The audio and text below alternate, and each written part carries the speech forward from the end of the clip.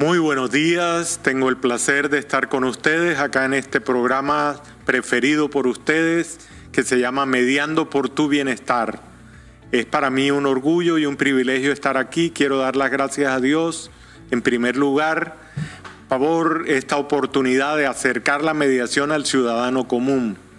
Hoy tenemos la grata visita, la importante participación de Alejandro Nató desde Argentina, mediador, conflictólogo argentino, experto en la materia, que nos va a ayudar a resolver muchas inquietudes, muchos temas sobre los que hemos avanzado en este programa.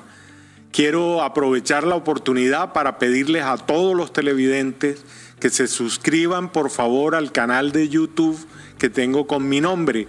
En YouTube buscan Pablo Arteta Manrique, le dan suscribir y la campanita para que tengan acceso a más de 360 videos que he grabado con mediadores de todas partes del mundo.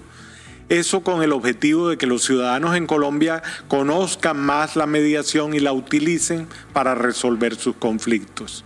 Entonces saludo muy cordialmente a nuestro invitado de hoy de lujo, Alejandro Nató. ¿Cómo estás, Alejandro? Buen día. Hola, qué gusto de estar aquí contigo, es un placer enorme, gracias por la invitación. Para mí es una oportunidad también de poder hablar con ustedes. Realmente quiero mucho a Colombia, voy seguido a Colombia para trabajar con temas de gestión de conflicto, con diferentes actores de Colombia y bueno, estoy realmente agraciado por este encuentro. Gracias, muy amable Alejandro. Yo puedo leer tu currículum porque es bastante extenso, pero tú me has enviado un breve resumen. De todas maneras, destaco tu hoja de vida, que es excelente, y quisiera que tú mismo te presentaras. Tú eres doctor en Derecho de la Universidad Nacional de Mar del Plata, entre otros títulos. Y has colaborado, como lo has señalado, con Colombia en su proceso de paz en varias oportunidades. Y yo sé la importancia que registra Colombia como laboratorio de conflictos. Colombia es, a pesar del acuerdo reciente de la paz, es un gran reto para los conflictólogos del mundo. ¿Tú qué opinas, Alejandro? Cuéntanos. Sí, yo creo que Colombia nos muestra claramente, después de 50 años de un conflicto presente, activo, que da cuenta de múltiples actores, de la multidimensionalidad de los conflictos y al mismo tiempo de cómo todos están involucrados en el conflicto. No se puede hablar de Colombia sin pensar en toda la sociedad involucrada dentro de lo que es la conflictividad. Y como tal, yo diría que todo el proceso de paz que han desarrollado allí es un ejemplo para América Latina porque lo seguimos de cerca, porque quienes nos dedicamos al tema de la conflictología tenemos naturalmente que aprender de lo que pasa allí y no hay duda que a partir de la cantidad de elementos que tiene ese conflicto uno tiene la posibilidad de desgranar cómo cada actor va jugando no solo en función de sus intereses, sino también cómo la política se mete dentro del conflicto permanentemente. Entonces, según quien gobierne, tiene una actitud, tiene otra actitud frente a lo que es el proceso de paz. Según cómo se estén implementando determinado tipo de etapas del proceso de paz, se involucran actores internacionales en esto. La cooperación internacional trabaja fuertemente para que se lleve adelante el proceso de paz. Al mismo tiempo, hay que preguntarse si tanta infraestructura de paz internacional sirve a los efectos de poder vislumbrar que el proceso de paz verdaderamente se lleve adelante, o si la política local puede estar mucho más imbuida de todo lo que debe ser la problemática de la paz como tal y le ponga frenos, le ponga sesgos y al mismo tiempo opere sobre las representaciones sociales en la opinión pública, con los medios de comunicación que también juegan un rol allí. Bueno, me parece que este laboratorio al cual hacía referencia, que es Colombia, realmente nos tiene a todos muy atentos y al mismo tiempo, bueno, retroalimentándonos de lo que pasa allí. Así que para mí, verdaderamente es un faro de aprendizaje económico. Bueno, muchas gracias, Alejandro. Tenemos como invitada próximamente a Lama Audi, no sé si la conoces, del Líbano, mediadora internacional, que va a tratar precisamente de otros conflictos internacionales que no tienen solución. Estamos viendo cómo las Naciones Unidas, a pesar de su infraestructura, de su poder, de su respetabilidad, ha tenido dificultades para solucionar y para brindar su apoyo eficiente para la paz del conflicto ucrano-ruso o del conflicto entre Israel y Palestina, que están trayendo tantas noticias malas de tanto conflicto. Pero en Colombia, situándonos ya en la perspectiva del acuerdo de paz y del post-conflicto, como se ha llamado, tenemos un nuevo gobierno de izquierda con el presidente Petro, que ha adoptado una política de paz total, pero que algunos lo ven con críticas en la medida en que parece que está fomentando un diálogo, pero con riesgo de descriminalizar las conductas y propiciar de pronto un nuevo surgimiento de los actores guerrilleros. Sin embargo, siempre está presente el hecho del narcotráfico, el fenómeno del narcotráfico y del tráfico ilegal de sustancias de todo tipo, que fomenta la guerrilla y fomenta ese actuar de las fuerzas del mal. Entonces quisiéramos, Alejandro, que tú nos dieras una serie de recomendaciones de cómo tomar este nuevo proceso de la paz total. ¿Qué visión tienes tú al respecto y qué opinas de la posición de este gobierno de izquierda frente a la situación de la conflictividad en Colombia? Muchas gracias. Yo creo que todo lo que une a la gente, todo lo que sirve para amalgamar es bienvenido. Y todos los esfuerzos que se hagan por la paz deben ser bienvenidos. Cuando el gobierno inicia con los 1000 diálogos en los diferentes ámbitos de Colombia, su primera medida de gobierno era ir y escuchar y dialogar en los diferentes lugares. Yo lo vi con muy buenos ojos, yo lo vi con mucho agrado, porque creí que era un cambio de actitud frente a lo que podía llegar a ser el concepto de lo que es una democracia deliberativa, una democracia donde las personas no solo pueden decir lo que tienen que decir, sino que son escuchadas y asimilado la demanda, asimilado el reclamo.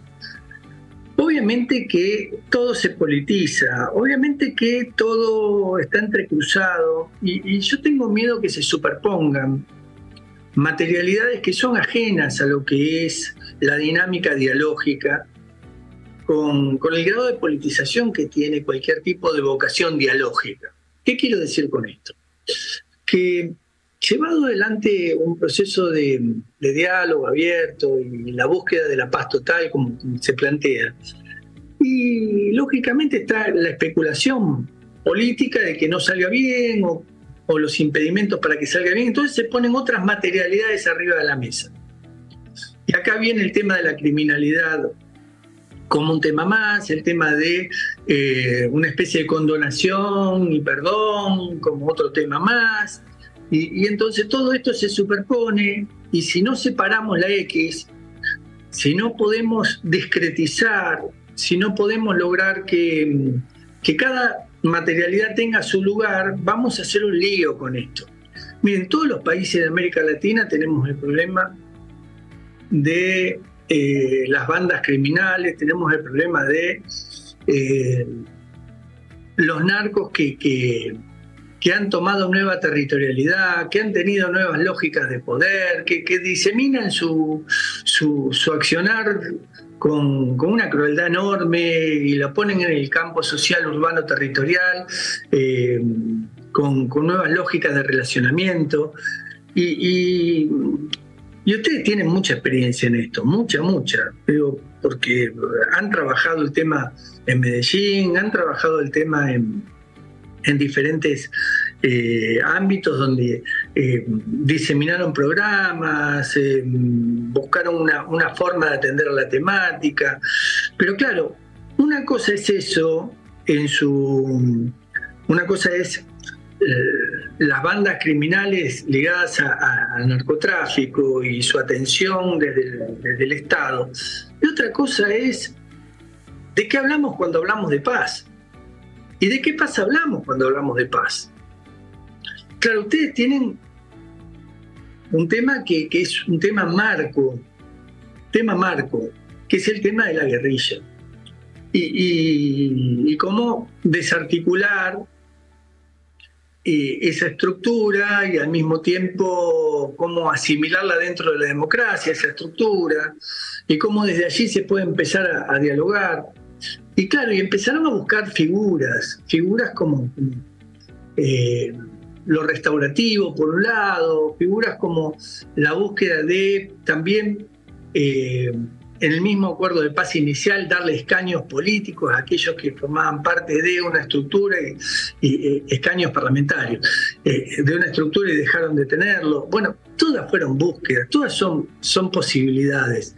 Y siempre algo en una negociación uno tiene, cuando hay intereses controvertidos, intereses contrapuestos, divergentes, y uno tiene que ceder. Entonces, si maximizamos lo que podría llegar a ser el posicionamiento de uno respecto a quién es el otro, y el otro, le voy a poner el tema de las víctimas, porque es un tema grande en Colombia, y de las víctimas, ¿quién se hace cargo? Si haciendo esto estamos atendiendo el interés de la víctima o no lo estamos atendiendo, yo creo que estamos superponiendo cosas que nos llevan a un camino, es una especie de callejón sin salida.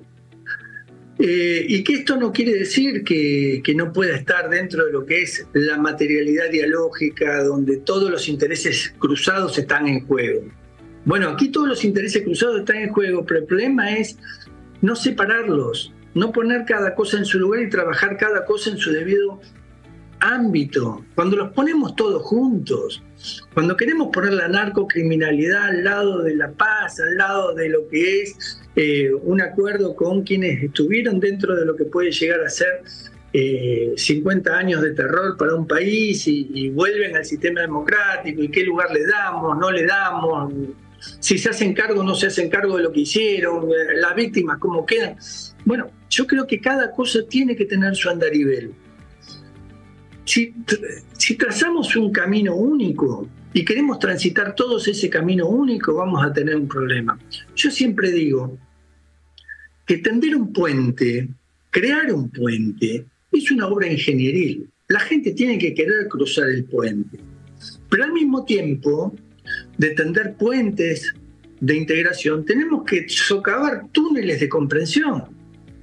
Entonces, ¿cuánto de lo dialógico se requiere previamente para poder construir la posibilidad de que la gente quiera cruzar el puente en esos túneles de construcción, en esos túneles de comprensión? Y yo creo que es allí donde hay que hacer un mayor esfuerzo. Si me preguntás, ¿qué harías vos dentro de lo que, qué sugerencias nos das dentro de lo que estamos hablando? Y yo diría, miren, paremos un poco la pelota, separemos la X, cada cosa en su lugar. Para la narcocriminalidad, política de seguridad, pero con programas integrales. Y para la paz total, como se llaman ustedes, bueno, primero definamos qué tipo de paz queremos, a qué paz aspiramos, y si es una paz con inclusión de las víctimas, no es una paz con inclusión de las víctimas, si en esa paz incluimos a quienes estaban dentro del circuito que dejaron de estar y pasaron a estar dentro del sistema democrático, qué lugar va a tener dentro de la democracia para ellos. Y todo esto requiere de negociaciones permanentes, pero sobre todo de tender esos puentes en cada lugar, y que esos puentes estén lo más diáfanos posibles, lo más desmalezados posible, porque si le ponemos todo arriba del puente, el puente se nos va a caer. Si acumulamos todos los problemas arriba del puente, el puente se nos va a caer y nadie lo va a querer cruzar. Entonces, ¿cuántos túneles de comprensión tenemos que empezar a socavar? ¿Y cuánto podemos poner cada uno en ese tránsito en el túnel de comprensión? Más que en el puente de integración. Porque yo veo que cada vez que me hablan del puente en Colombia, que es lo dialógico, lo cargan de cosas del puente, entonces no van a poder dialogar nunca. ¿Cómo hacemos para atender varios puentes y que cada puente se cruce por sí mismo, con muchos túneles de comprensión por debajo de cada puente? Me parece que eso es una cosa que tiene que ver con lo metodológico, no solo con una cuestión de principios, que tiene que ver con los intereses en juego, sino con la cuestión del proceso. Entonces, es allí donde creo que ustedes tienen mucha vocación de salir del atolladero, pero claro, cada vez que se toca un tema empiezan a jugar políticamente los intereses, y entonces aparece uno y dice, y de las víctimas no se están haciendo cargo, y otro, bueno, ¿y qué pasa con las bandas criminales? ¿Y qué pasa con los paramilitares? ¿Y qué pasa? Y entonces me cargan el puente y el puente se cae. Claro. ¿Comprende lo que quiero transmitirles? Clarísimo, sí. Muy bien, muchas gracias, Alejandro. Quería que tocáramos en este momento el tema de la mediación comunitaria, ¿cierto? Como un eje para la construcción de una paz, de una semilla efectiva de la paz en Colombia. Es decir, sí tenemos el macroconflicto, ¿cierto? Pero tenemos también esa parte importante de la teoría que nos dice que tenemos que tener interdependencia e incompatibilidad. Y cómo manejar eso en el micro y en el diario vivir del ciudadano común, que es al que va dirigido este programa. Es decir, cómo llegar para una paz efectiva en mi comunidad. Yo ponía como ejemplo, Alejandro, que en mis 63 años he vivido la mayoría del tiempo con mis padres y luego casado en apartamentos, en departamentos de propiedad horizontal, donde es lógico interrelacionarse de una forma masiva con tus vecinos. Y eso genera una alta conflictividad. Entonces, quiero que toquemos ese punto de cómo hacer la comunidad vecinal, la mediación vecinal, un instrumento para la construcción efectiva de paz en Colombia. Gracias. Bien, yo ante todo quiero decir que estoy compartiendo este programa contigo, que tenés una experiencia enorme en estos temas. Y es bueno que saques este tema de cómo incide la mediación comunitaria dentro de lo que puede llegar a ser la vida cotidiana, pero también dentro del macroconflicto, no solo en el microconflicto. Porque uno cuando piensa en mediación comunitaria piensa en problemas entre vecinos, piensa en si estoy viviendo en un condominio, cómo me llevo con el otro, cómo trato la alteridad. Y la verdad que la mediación comunitaria es abarcativa de los conflictos sociales, es abarcativa de los conflictos interpersonales en el vecindario, es abarcativa de la cultura y el conflicto, en todo lo que tiene que ver con el mundo de la interculturalidad.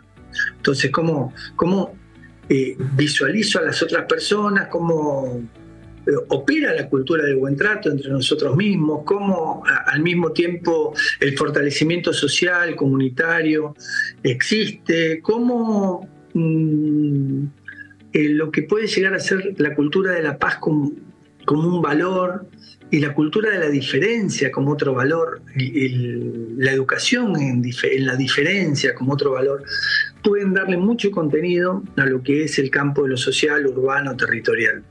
Y creo que ahí es donde uno, pensando en esos microconflictos, va a tener incidencia en el macroconflicto. Y bien decís vos, bueno, ¿cómo este campo de la mediación comunitaria puede llegar a incidir, puede llegar a tener una estructura fuerza para poder ser un ejemplo y al mismo tiempo darle sentido y contenido a lo que es el campo de la paz? Y yo diría que sí, que es fundamental, al igual que trabajar con los niños en todos los frentes. Es fundamental, ¿por qué? Y porque donde está la gente, donde están las personas, estar allí, donde está la población, en el vecindario, en el club, en en las sociedades de fomento, en las sociedades barriales, en donde pueden verdaderamente tener la vida comunitaria y social. Es allí donde están los cambios culturales. Y muchas de las cosas que nos pasan hoy en día en lo que es la potenciación de los conflictos tiene que ver con lo cultural. Tiene que ver cómo miramos a la otra persona, qué tipo de sentido tenemos de respeto hacia la alteridad,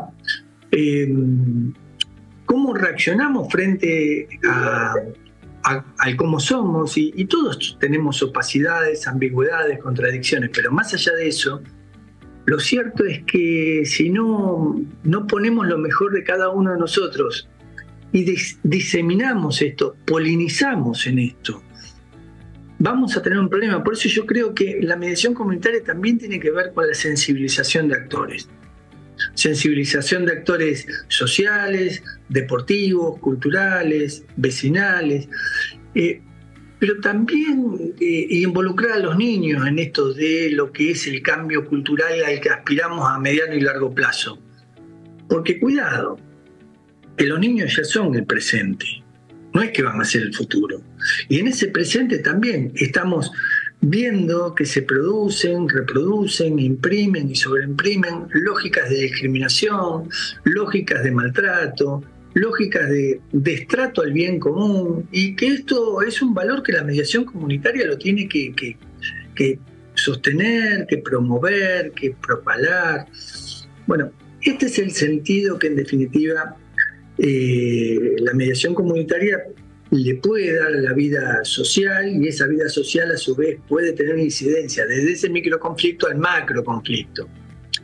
¿Por qué planteo esto de ir de abajo hacia arriba y también de arriba hacia abajo? Entender que todo lo que pasa a nivel macro, entre otras cosas la polarización política, bueno, hace pie dentro de lo social, hace pie en esto de cómo me llevo con el otro, porque está bien, entre los políticos se pelean, se posicionan, buscan su tensión a partir de donde construyen poder, pero por abajo, en la familia, y también pasa lo mismo. Hay una reproducción de la lógica del antagonismo, donde si no deconstruimos la imagen del enemigo, difícilmente sea posible convivir.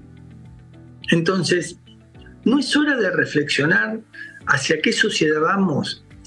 ¿Qué tipo de democracia tenemos? Las democracias están en crisis como tal. En toda América Latina, en el mundo entero, tienen una crisis de legitimación, de legitimidad. Mira, hay 195 países en el mundo que están dentro del universo de la Sociedad de las Naciones, de lo que puede llegar a ser el Sistema Universal de Naciones Unidas. Y dentro de esos 195 países, 70 países tienen inestabilidad política. Entonces, con la inestabilidad política también tenés que ver que las democracias se sienten golpeadas. Y al mismo tiempo tenés dualidad social y tenés temas de diversidad que hacen que la democracia posiblemente no lo pueda abarcar todo, porque hay algunos que se quedan fuera del sistema.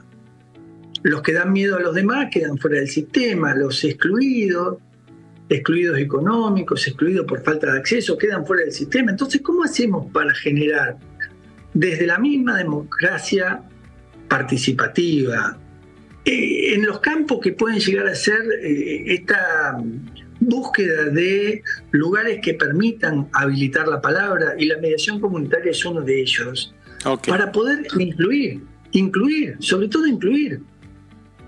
Y me parece que ese es el valor más grande que tiene, ir a buscar a los que no tienen voz y traerlos a un dispositivo dialógico que permita también incluir a los que se han caído del sistema, pero no solo entre ellos, sino también entre lo que pasa en nosotros, en la cultura del buen trato, en lo que tiene que ver con la visión de la otredad, la alteridad, la no discriminación, el salir de los estereotipos, el salir de los antagonismos, el de construir la imagen del enemigo, el coser fragmentos, en el tender puentes, puentes de integración. Vamos a ver cuánto de la mediación comunitaria le puede servir a la democracia para darle más contenido y más calidad. Bueno, muchas gracias, Alejandro Nató. Para nosotros es un orgullo un privilegio contar con tu apoyo, con toda tu experiencia, todo tu conocimiento para los ciudadanos en Colombia. Quiero dar las gracias también a Dios por esta oportunidad y recordarles a todos cómo este programa Mediando por tu Bienestar transcurre todos los lunes y los miércoles a las 11 de la mañana por su canal CTV Televisión Barranquilla. Y para nosotros, vuelvo y repito, Alejandro, te envío un abrazo fuerte, de corazón, muy cercano. Tenemos muchos amigos en común, como Alberto Elizabetsky, como Gustavo Farinas, como Francisco Díez. Es decir, hay toda una fuerza de la mediación argentina que ilumina a Colombia en su camino para la búsqueda de una paz efectiva. Muchas gracias, Dios te bendiga, y muchas gracias a todos los televidentes por su permanente interés en este tema de la mediación como mecanismo privilegiado para la paz. Muchas gracias.